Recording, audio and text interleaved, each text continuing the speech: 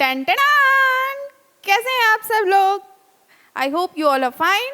So I am Smriti Pandey. आज मैं आपके लिए टॉपिक लेके आई हूँ डिवीज़न ऑफ लेबर. जो हम लोग सेल के बारे में पढ़ रहे हैं उसमें आज हम लोग देखेंगे आगे. अब आप सोचेंगे डिवीज़न ऑफ लेबर क्या होता है?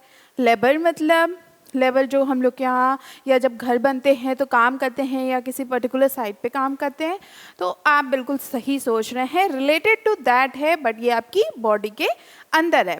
तो यहाँ जो हम लोग लेबर की बात कर रहे हैं ये हमारी बॉडी के अंदर है, सेल के अंदर है. जो अलग अलग डिवीज़न हुए हैं, अलग अलग पार्ट्स हैं जो अलग अलग फंक्शन करते हैं सेल्स में, उसकी बात हम लोग करेंगे. ठीक, तो चलिए आप तैयार हैं? चलिए हम बताते हैं आपको कि ये डिवीज़न ऑफ लेबर होता क्या है, ये कैसे कैसे डिवाइड होते हैं. तो आपको पता है कि आपकी बॉडी जो है, आपकी जो ह्यूमन बॉडी है, ये अलग अलग सेल से बनी हुई है. तो अब अलग अलग सेल हैं तो इनके फंक्शन कुछ अलग होंगे. इनके बॉडी में भी, सेल की बॉडी में भी कुछ फंक्शन होंगे जो ये हमारी बॉडी को एक पर्टिकुलर रोल देने के लिए प्ले कर रहे हैं. तो यही होता है हमारी बॉडी में. हमारी जो ह्यूमन बॉडी है या किसी भी ऑर्गेनिज्म की जो बॉडी होती है, इसमें डिफरेंट टाइप के सेल्स होते हैं. डिफरेंट टाइप मतलब जैसे आप देखते हैं कि बॉडी में स्टमक, जब हम लोग फूड को कंज्यूम करते हैं तो स्टमक में जाके डाइजेस्ट होता है. दिमाग आपका सोचता है या हार्ट आपका पंपिंग करता है. तो ये क्या है? अलग अलग फंक्शंस हैं. सेम ये अलग अलग काम कर रहे हैं ना, तो यही इनका अलग अलग टाइप होता है, अलग अलग काइंड होता है. लाइक अब जैसे यहाँ पे हम लोग बात करें तो यहाँ पे स्पर्म लिखा हुआ है, ल्यूकोसाइट्स लिखा हुआ है. ल्यूकोसाइट्स को वाइट ब्लड सेल्स भी कहते हैं, स्पर्म सेल्स भी हैं. ओस्टियोसाइट्स जो बोन सेल्स होते हैं हमारे, जो हमारे बोन को फॉर्म करते हैं. मसल सेल्स हैं, नर्व सेल हैं, फैट सेल हैं, एक्सेट्रा. तो ये अलग अलग टाइप के ह्यूमन बॉडी में या ऑर्गेनिजम्स की बॉडी में सेल होते हैं. ठीक, this is due to the fact that there is a division of labor within the multicellular organism. ये क्यों होता है? क्योंकि मल्टीसेलुलर ऑर्गेनिज्म की बॉडी में अलग अलग डिवीज़न होता है. जैसे ह्यूमन बीइंग्स हैं तो अलग अलग हमारे काम होते हैं. आप खाना खा रहे हो, फूड कंज्यूम कर रहे हो, तो फूड पूरा माउथ के थ्रू होते हुए स्टमक में जा रहा है, फिर एनर्जी मिल रही है. तो ये कैसे हो जा रहा है? अपने आप तो हो नहीं रहा है. कुछ ना कुछ ऐसा फंक्शन है जो हमारी बॉडी में हो रहा है, वही होता है. ठीक, this means that different part of human body perform different function. तो हमारी बॉडी में जो डिफरेंट पार्ट होते हैं वो अलग अलग फंक्शन परफॉर्म करते हैं. आपका हाथ है, ये अलग फंक्शन करेगा. आपके पैर हैं, वो अलग फंक्शन करेगा. आइज अलग फंक्शन करेंगी. ईयर्स, टिथ, माउथ, टंग, जो भी बॉडी के पार्ट है सबके फंक्शन अलग अलग हैं. So that is known as division of labour. इसे ही हम लोग डिवीज़न ऑफ लेबर कहते हैं. फाइन, चलिए आगे देखिए हम लोग क्या है. नाउ सी, ह्यूमन बॉडी में हार्ट होता है. ऐसा हार्ट होता है जो पंप करता है ब्लड को. ठीक, human body has heart to pump blood, stomach to digest food, muscles to perform movement in our body, locomotion होता है और भी अलग अलग टाइप के फंक्शन होते हैं. तो ये सारे फंक्शन अलग अलग हैं. लाइक अगर आप फूड को डाइजेस्ट नहीं करोगे तो फूड अगर आप कंज्यूम कर रहे हो, डाइजेस्ट नहीं करोगे तो एनर्जी आपको अच्छे से नहीं मिल पाएगी. हार्ट जो है ब्लड को पंप नहीं करेगा तो प्यूरिफाई नहीं हो पाएगा. उसके बाद किसी भी चीज़ को अगर हैंडल करने के लिए, पकड़ने के लिए, कहीं जाने के लिए आपकी बॉडी में मूवमेंट होते हैं, लोकोमोशन होता है, होती हैं ये सारी चीज़ें. तो ये सारी चीज़ें हमारी बॉडी में इसलिए होती हैं क्योंकि हमारी बॉडी में अलग अलग टाइप के सेल्स हैं जो अलग अलग फंक्शंस में इन्वॉल्व होते हैं. Now see, heart has a special type of muscle cell called cardiac muscle which contract rapidly, rhythmically and tirelessly. They never fatigue during the lifetime of an organism. देखिए, अब हमारे जो हार्ट के muscles होते हैं, till जब तक हमारी लाइफ चलती है ये ब्लड को पंप करते हैं. ठीक, रैपिडली, रिदमिकली एंड टायरलेसली. सोचिएगा जिस दिन ये पंप करना बंद कर देगा उस दिन लाइफ खत्म हो जाएगी. हम लोग यहीं जहाँ हैं वहीं पड़े रह जाएंगे. तो ये हमारी बॉडी में ऐसे ऐसे अलग अलग टाइप के सेल्स हैं जो अलग अलग काम कर रहे हैं और इनका बहुत इम्पॉर्टेंट रोल है। सबसे बड़ी बात ये है कि अगर कोई एक भी फंक्शन करना बंद कर देता है तो प्रॉब्लम हो जाती है, हमें तुरंत भाग के डॉक्टर के पास जाना पड़ता है। फाइन, तो ये ऐसे हमारे फंक्शंस इन्वॉल्व होते हैं। चलिए आगे देखते हैं। आगे हम लोग देखें इसमें तो ये लिखा है स्टमक के पास कुछ स्पेशल सेल्स होती हैं। आपको पता है आपकी बॉडी में जितने अलग अलग टाइप के फंक्शन हो रहे हैं उन सब में अलग अलग सेल्स इन्वॉल्व है ना। तो स्टमक के पास कुछ स्पेशल सेल होते हैं जिसे म्यूकस सेल कहते हैं। ये सिक्रीट करते हैं म्यूकस को ताकि ये फूड को ल्यूब्रिकेट कर सके। जाइमोसिन सेल्स होते हैं जो सिक्रीट करते हैं प्रो एंजाइम ऑफ प्रोटीन जिसे डाइजेस्टिव एंजाइम भी कहते हैं। देखिए आपने तो सिर्फ फूड को कंज्यूम कर लिया, अब पूरा प्रोसेस है कि फूड को ब्रेक करना है, फूड को डाइजेस्ट करना है, फूड से एनर्जी लेनी है, अलग अलग जगह पे सप्लाई करना है। आपने तो अपनी बॉडी को एक कहें कि रॉ मटेरियल दे दिया है बट प्रोसेसिंग तो उसको करना ही है। तो ये हमारे पास जो सेल्स हैं, हमारे स्टमक में जो सेल हैं इसमें म्यूकस सेल होती है जो म्यूकस को सिक्रीट करती है। किस लिए करती है? ताकि वो फूड को ल्यूब्रिकेट कर सके। जब आप फूड कंज्यूम करते हो तो जब एक बाइट डालते हो तो मुंह में सलाइवा जो होता है वो फूड से अटैच हो जाता है, उसको तोड़ने में हेल्प करता है। जब वो हमारे बॉडी में अंदर जाता है तो उसके ब्रेकडाउन में हेल्प करता है। इसके बाद जाइमोसिन सेल्स होते हैं जिसे चीफ सेल्स भी कहते हैं जो कि सिक्रीट करते हैं प्रो एंजाइम को ऑफ प्रोटीन डाइजेस्टिव एंजाइम। समझ में आया? डाइजेशन के लिए, बाइट करने के लिए, ल्यूब्रिकेट करने के लिए अलग अलग टाइप के सेल्स हैं। नाउ सी द पेप्सिन, यहाँ पे हम लोग बात कर रहे हैं पेप्सिन की, जिसे पेप्सियोजेन भी कहते हैं, that is called pepsinogen. Parietal cells or oxygenetic cells to secrete hydrochloric acid, activating pepsinogen into functional pepsin and also killing germs of food. अब आपको पता है आपकी बॉडी में HCl भी सिक्रेट होता है, हाँ, हाइड्रोक्लोरिक एसिड जो फूड को डाइजेस्ट करने में हेल्प करता है, दैट इज HCl। तो ये जो पेप्सिन है, पेप्सिनोजन है या फिर पैराइटल सेल्स हैं जिसे ऑक्जेनेटिक सेल्स भी कहते हैं, ये सिक्रीट करते हैं हाइड्रोक्लोरिक एसिड को और वो डाइजेशन में हेल्प करता है। Now activating pepsinogen into functional pepsin and also for killing germs of food. ये एक्टिवेट करते हैं पेप्सिनोजन को, किस में? फंक्शनल पेप्सिन में। उसके बाद जैसे आपने फूड खाया तो फूड में मे बी कुछ जर्म्स चले गए होंगे जो क्लीन नहीं हो पाए होंगे, जो वॉश आउट नहीं हो पाए होंगे या जो कुक करते टाइम उनको डिस्ट्रॉय नहीं किया गया होगा। तो अगर वो जर्म्स आपकी बॉडी में चले गए हैं तो हमारी बॉडी में HCl सिक्रीट होता है जो उस जर्म्स को किल कर देता है, डेड कर देता है। तो सोचिए आपकी बॉडी कितनी प्रोटेक्टिव है कि अगर आप उसे इसीलिए मना किया जाता है कि बाहर के फूड को मत खाओ, पता नहीं वो कैसे कुक किए होंगे, ठीक से वॉश किए होंगे या नहीं किए होंगे, तो इसीलिए पेरेंट्स मना करते हैं अक्सर कि आउटसाइड फूड नहीं खाइए आप। इससे क्या होगा कि जो भी जर्म्स ज़्यादा, अगर आपने जर्म्स के अमाउंट ज़्यादा कंज्यूम कर लिए हैं तो प्रॉब्लम हो सकती है, बट अगर थोड़ा बहुत है तो बॉडी तो उसे किल कर देती है। फाइन, नाउ सी नेक्स्ट, ये देख लिए हम लोग, अब हम लोग आगे देखते हैं। Skeletal muscle are striated and voluntary. अब देखिए आप, अगर आपके स्केलेटल मसल्स स्ट्रेट नहीं होंगे तो आप खड़े भी नहीं हो पाएंगे, आप खड़े नहीं हो पाएंगे, आप बैलेंस नहीं कर पाएंगे। अगर बॉडी में से स्केलेटन को निकाल दिया जाए तो सिर्फ एक मांस का लोथड़ा बचेगा, बाकी कुछ नहीं। तो हमारी बॉडी को एक स्ट्रक्चर प्रोवाइड करने में बोन्स का बहुत हेल्प होता है, स्केलेटल बहुत हेल्प करते हैं। तो स्केलेटल मसल जो होते हैं ये स्ट्रेट होते हैं और वॉल्यूमेंट्री मसल्स होते हैं। Their contraction depend on your will और कंट्रोल। अब इनका कॉन्ट्रैक्शन किस पे डिपेंड करता है कि आप खुद को कितना कंट्रोल कर सकते हैं। आपने किसी चीज़ को हैंडल किया, आपने बुक पकड़ी है तो वो आपका विल पावर है जो आपने उसको पकड़ रखा है। आप कोई बहुत हैवी चीज़ हैंडल किए हुए हो, कैरी किए हो, तो वो आपके विल पावर है जो आपने उसे कैरी किए हुए। कुछ टाइम बाद आपकी विल पावर ख़त्म हो जाएगी, वो चीज़ आपके हाथ से छूट जाती है। तो ये प्रोसेस होता है, ठीक। It's totally depend on your cells. Due to these property of skeletal muscle cells, you are able to move your hand and 10 fingers in desired way.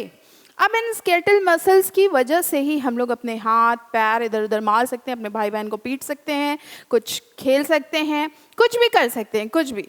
जो फिंगर्स हमारे हाथ में होती हैं, किसी को डराने के लिए, किसी को कुछ भी, जो भी आप करें वो सब कर सकते हैं, ठीक।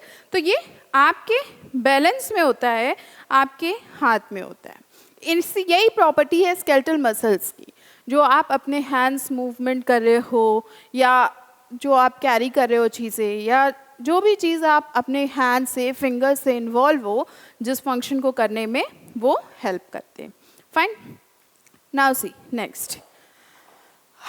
Each cell has got a certain specific component within its known as cell organelle.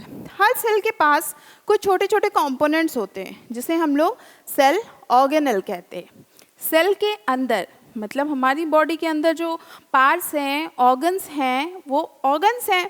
अब सेल के अंदर जो पार्ट्स होते हैं, सेल के अंदर जो पार्ट्स होते हैं उसे सेल ऑर्गेनल कहते हैं।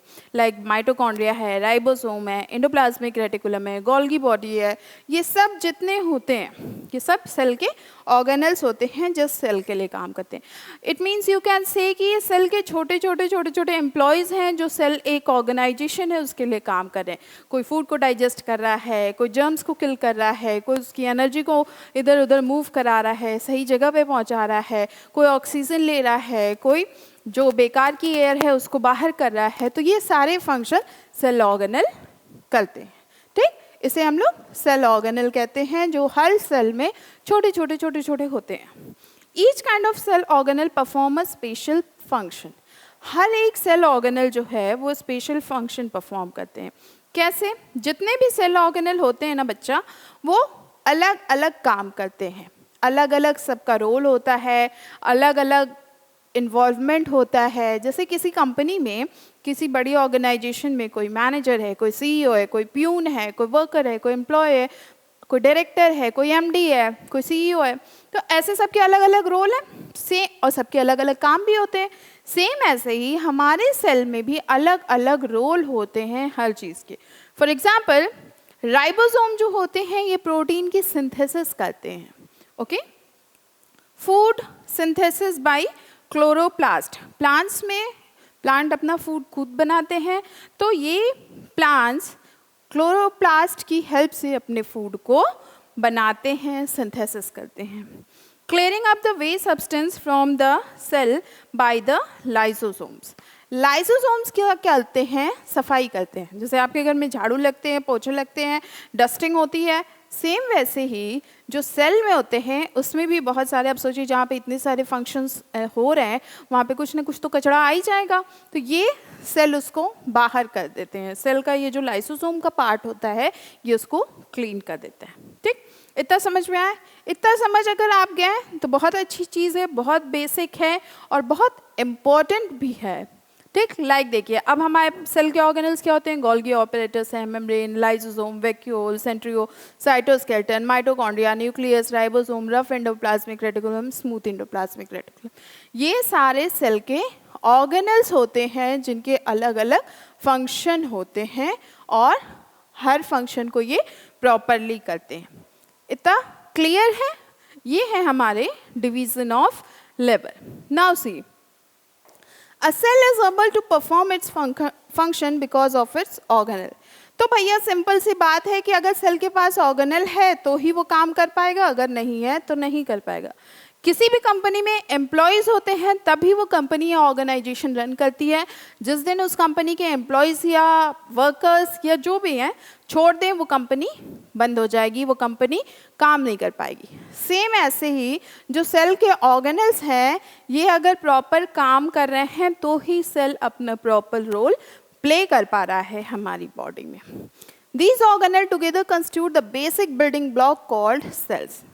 अब ये ऑर्गेनल इकट्ठे होके सेल को बनाते हैं। These organelles together constitute the basic building block called cells. अब जैसे कंपनी का हम लोग एग्जाम्पल ले रहे हैं तो किसी भी कंपनी में जो अलग अलग रोल हैं, अलग अलग पोस्ट है, पोजीशंस हैं सबकी, तो वो उस कंपनी को एक होल सोल ऑर्गेनाइजेशन बना रही है।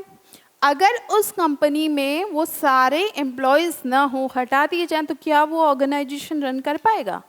आपका स्कूल है, स्कूल से अगर प्रिंसिपल को हटा दें, टीचर्स को हटा दें, जो क्लीन करते हैं स्कूल को, उन लोगों को हटा दें, तो क्या वो स्कूल रह जाएगा? It's a simple building. Students को भी हटा दें तो वहाँ कुछ नहीं रह जाएगा। ठीक, तो अगर ये सारे पार्ट्स हटा दिए जाएंगे तो ना सेल रहेगा, ना ये प्रॉपर फंक्शन कर पाएगा। Now see, quite interestingly, all cells are designed to have the same basic structure, no matter what their function is or what organism they are found. अब इंटरेस्टिंग बात ये है कि जो भी सेल डिज़ाइन हैं, चाहे वो ह्यूमन सेल्स हैं, चाहे प्लांट सेल्स हैं, चाहे एनिमल सेल्स हैं, जो भी सेल्स हैं, इन सब का बेसिक स्ट्रक्चर जो होता है वो ऑलमोस्ट सेम होता है। एक आध पार्ट अलग होते हैं, ठीक, like plant cells animal cells से थोड़ा अलग होता है। No matter what their function is or what organism they are found. अब इनका फंक्शन क्या है या फिर कौन से ऑर्गेनिज्म ये बन रहे हैं सेल्स मिलके, इससे ज़्यादा मतलब नहीं होता है, बट जितने भी सेल हमारे पास होते हैं ये सब में सेम होते हैं। एनिमल्स को भी देखा होगा आपने, वो भी फूड कंज्यूम करते हैं, तो उनका भी फूड डाइजेस्ट होता है, उनका भी हार्ट पंप करता है ब्लड को, और उनके पास भी बोन्स होते हैं, उनके पास भी रिप्रोडक्शन के मेल और फीमेल के अलग अलग सेल्स होते हैं, गैमेट्स होते हैं। तो ये सारा प्रोसेस इन्वॉल्व होता है जो सेल्स में होते हैं। क्लियर है इतनी चीज़ें? चलिए, अच्छी बात है, क्लियर है। तो अब हम लोग कुछ डिफरेंसेस देख लेते हैं ऑर्गन और ऑर्गेनेल में। ये डिफरेंस बेटा बहुत इम्पॉर्टेंट है, और इसलिए भी इम्पॉर्टेंट है क्योंकि बच्चे बहुत कंफ्यूज हो जाते हैं इसमें कि ऑर्गन ऑर्गेनल्स में क्या डिफरेंस है। ठीक, तो अभी जब बेसिक लेवल से आपको चीज़ें क्लियर होंगी तो बड़े होके ज़्यादा दिक्कत नहीं होगी। लाइक जब घर की नींव मजबूत होती है तो बिल्डिंग हमारी या घर हमारा बहुत मजबूत होता है, सेम वैसे ही ये है। Now see, found in multicellular organisms. Organ हमें किस में मिलेंगे? मल्टीसेलुलर ऑर्गेनिजम्स में। ऑर्गेनेल की बात करें तो ये हमारे सेल्स में मिलते हैं। ठीक, नेक्स्ट, लार्ज साइज और माइक्रोस्कोपिक। जब हम लोग स्टार्टिंग में सेल पढ़ रहे थे तो हम लोगों ने देखा था कि जो हमारे यूनिसेलुलर ऑर्गेनिज्म होते हैं वो बड़े होते हैं, और जो मल्टीसेलुलर ऑर्गेनिज्म होते हैं उनके सेल्स छोटे होते हैं। अब यहाँ पे देखिए, ये जो हमारे ऑर्गन्स हैं ये लार्ज साइज के होते हैं in comparison to organelle. Organs बड़े साइज के होंगे ना, आप अपने हैंड को देख सकते हो, आप अपने लेग को देख सकते हो, आइज़ को देख सकते हो, कभी किसी का हार्ट का ऑपरेशन हुआ हो तो आप बाहर निकाला गया हो तो हार्ट देख सकते हो, ओवरी देख सकते हो, या किडनी देख सकते हो। बट ऑर्गेनल इतने छोटे होते हैं, राइबोसोम्स हैं, गोल्गी बॉडीज़ हैं, इंडोप्लाज्मिक रेटिकुलम है, न्यूक्लियस है। तो सोचिए, सेल ही हमारे इतने छोटे हैं तो ऑर्गेनल्स तो और भी छोटे होंगे। ठीक, तो ये बहुत छोटे होते हैं, ईदर माइक्रोस्कोपिक और सब माइक्रोस्कोपिक। या तो ये माइक्रोस्कोपिक होते हैं या उससे भी छोटे होते हैं। नाउ सी, एक्सटर्नल और internal of the body of an organism.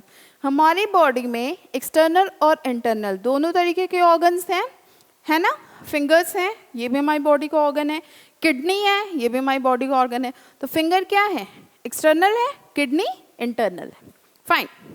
Organelles जो होते हैं मोस्टली इंटरनल होते हैं। सेल के अंदर है तो इसे हम लोग क्या कहेंगे? इंटरनल। एक्सटर्नल मतलब बाहर और इंटरनल मतलब अंदर। तो सेल ऑर्गेनल कहाँ होते हैं? सेल के अंदर होते हैं। So that is internal intracellular. Got it? Now see, organs are formed of tissue. Organ किससे बने होते हैं? सेल बना, सेल से टिश्यू बने, टिश्यू से ऑर्गन बन गया। ठीक, ये बन गया organ. Okay, tissue comprise of cells and cells are formed of organelles. अब देखिए यहाँ पे क्या कह रहे हैं, सबसे बड़ा यूनिट हमारे पास क्या है इस समय? ऑर्गन है, ये ऑर्गन है। ऑर्गन किससे बना है? टिश्यू से बना है। जस्ट अ मिनट, ये सेल है, सेल के अंदर क्या है?